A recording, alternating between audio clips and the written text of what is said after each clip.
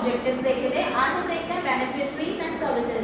कौन कौन से मतलब किन किन लोगों को हम बेनिफिट्स प्रोवाइड करते हैं और कौन कौन से बेनिफिट्स उन सर्विसेज में दिए जाते हैं। मीन्स हम जो भी बेनिफिशरी आईसीडीएस प्रोग्राम के अंदर आती है, जो जो बेनिफिट्स हम प्रोवाइड करते हैं 0 to 6 years, लैक्टेटिंग मदर्स और द एडोलेसेंट गर्ल्स, जिन पर भी आईसीडीएस सर्विसेज पॉलिसीज वर्क कर रही हैं, उनको क्या क्या बेनिफिट्स और सर्विसेज प्रोवाइड किए जाते हैं। तो सबसे पहले बात करते हैं प्रेग्नेंट वुमेन की। तो प्रेग्नेंट वुमेन में हमें पता है कि प्रेग्नेंट वुमेन के लिए बहुत ज़्यादा जरूरी है उसका रेगुलर चेकअप होना। तो हमें उसकी हेल्थ को आइडेंटिफाई करना है कि उसकी नीड क्या है, उसको कौन कौन से रिसोर्सेज की ज़रूरत है। रेगुलरली उनका हेल्थ चेकअप होना चाहिए। प्रॉपरली हेल्थ चेकअप डायग्नोज करना है कि ब्लड क्या है, हीमोग्लोबिन क्या चल रहा है, क्योंकि ब्लड उस टाइम पे प्रेग्नेंट वुमेन्स को क्या होता है, बहुत ज़्यादा एनीमिया की कंडीशन देखने को मिलती है। तो हमें रेगुलर चेकअप्स कराने हैं। नरिशमेंट जो एक बच्चे को मिलना चाहिए वो मदर के थ्रू ही जाता है। जो नरिशमेंट है वो मदर के थ्रू ही जाता है, तो वो प्रॉपरली तभी जाएगा जब एक मदर फिट होगी। और मदर फिट हम कैसे पता लगाएंगे? With the help of the health checkups. Properly health checkups कराएंगे, न्यूट्रिशनल असेसमेंट करेंगे, उनका ग्रोथ और डेवलपमेंट चेक करेंगे रेगुलरली।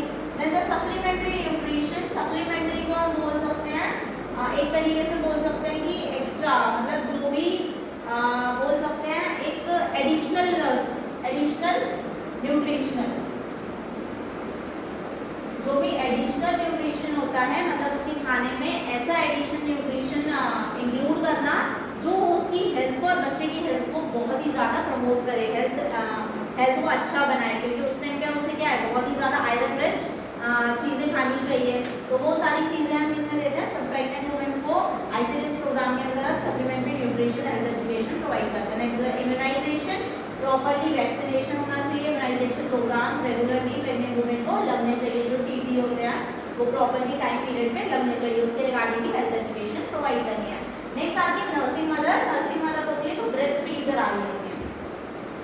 ब्रेस्ट फीडिंग जो हमारे इन्फेंट से, मतलब जो भी 0 to 6 मंथ के बच्चे होते हैं उनको मदर का ही मिल्क प्रोवाइड किया जाता है। तो नर्सिंग मदर्स कौन सी होती है? ब्रेस्ट फीड कराती हैं। लैक्टेटिंग मदर्स, तो उनको भी क्या करना है? हेल्थ चेकअप्स कराने हैं उनके, रेगुलरली हेल्थ चेकअप्स कराने हैं कि अगर आइडेंटिफाई होता है कभी कभी मदर ब्रेस्ट फीड कराती है तो बच्चे की तब भी ग्रोथ एंड डेवलपमेंट नहीं होती है। तो हमें मदर को डायग्नोज करने की ऐसी कौन सी चीज़ है जिसकी वजह से बच्चा ग्रोथ नहीं करना। मदर की प्लस बच्चे की, दोनों की हमें क्या करानी है? हेल्थ चेकअप्स कराने हैं।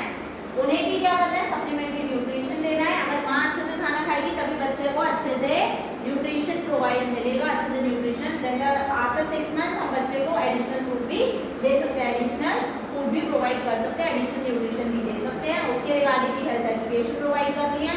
उनकी हेल्थ के रिगार्डिंग उन्हें हेल्थ एजुकेशन प्रोवाइड करनी है। उनको बच्चे को कैसे डील करना है। बच्चा जब जन्म लेता है तो एक मदर को साइकोलॉजिकल सपोर्ट की नीड होती है और एक हेल्थ केयर प्रोफेशनल का काम होता है कि मदर को एक अच्छी से अच्छी गाइडेंस प्रोवाइड करे, प्रॉपर्ली हेल्थ एजुकेशन दे regarding to the health for the children as well as their own self. Next आता है हमारा चिल्ड्रन लेस देन 3 years।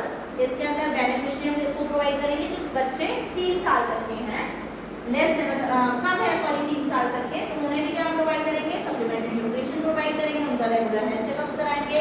बच्चे क्या होते हैं, अगर प्रॉपरली क्या होता है, अगर प्रोटीन की डेफिशिएंसी होती है तो बच्चे एकदम पतले फूले से दिखाई देते हैं, क्वाशियोल मरासमस डिसीज दिखाई देती है।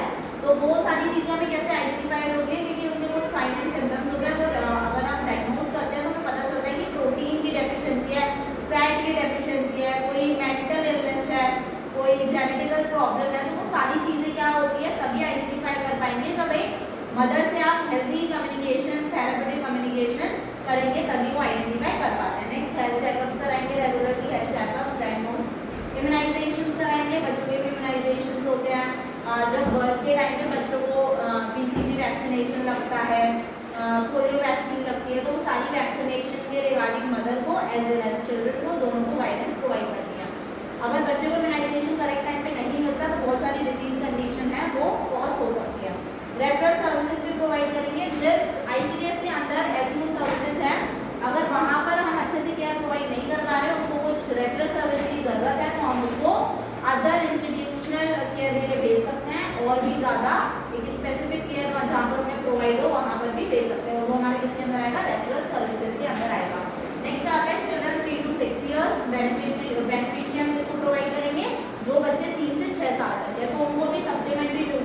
प्रोवाइड होगा। उनके खाने में अगर उनके बॉडी के अंदर जो चीज़ ज़्यादा से ज़्यादा मेटाबोलाइज नहीं हो रही है, ग्रोथ डेवलपमेंट नहीं हो रही है, तो उसके रिगार्डिंग हम क्या करेंगे, उनको न्यूट्रिशनल सर्विसेज प्रोवाइड करेंगे as per the guidance of the dietitian. तो वो क्या करेंगे, उसमें ICDS प्रोग्राम के अंदर इंक्लूड होंगे, उस बच्चे की ग्रोथ एंड डेवलपमेंट के लिए न्यूट्रिशन सर्विसेज प्रोवाइड कराएंगे। हेल्थ चेकअप्स रेगुलरली होंगे, इम्यूनाइजेशन शेड्यूल भी उनके लिए देखा जाएगा। 3 से 6 साल के बच्चे को कौन कौन से इम्यूनाइजेशन लगने हैं, मदर्स को बताया जाएगा। हेल्थ एजुकेशन प्रोवाइड करी जाएगी। नेक्स्ट रेफरल सर्विसेज प्रोवाइड करी जाएगी। नॉन फॉर्मल एजुकेशन दी जाती है, क्योंकि कम्युनिटी के अंदर सारे लोग क्या होते हैं, ज़्यादा पढ़े लिखे नहीं होते, तो आप जो कम्युनिकेशन बिल्ड करते हैं वो एक नॉर्मल कम्युनिकेशन होता है, वो फॉर्मल कम्युनिकेशन नहीं होता। तो एक नॉन फॉर्मल कम्युनिकेशन बिल्ड करता है ट्रस्ट को, तो वो भी क्या होना चाहिए, प्रॉपर्ली होना चाहिए। नेक्स्ट आता है एडोलेसेंट गर्ल्स जो 11 से 18 ईयर्स की होती हैं, तो उनको भी सप्लीमेंट्री न्यूट्रिशन प्रोवाइड करेंगे और ग्रोथ एंड डेवलपमेंट, ताकि वो उनके प्यूबर्टी टाइम पर उनका ग्रोथ एंड डेवलपमेंट अच्छे से हो।